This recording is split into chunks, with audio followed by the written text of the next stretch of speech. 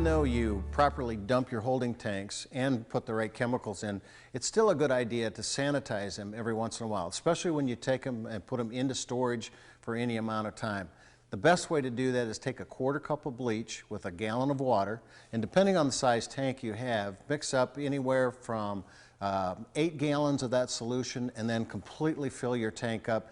Let them sit for about 8 hours. Give yourself a little bit of time for that bleach to work in, and it's also a good idea if you are going on a trip somewhere that you can drive around and just keep it mixed up. That bleach is going to kill any pathogens and any type of health risk in those.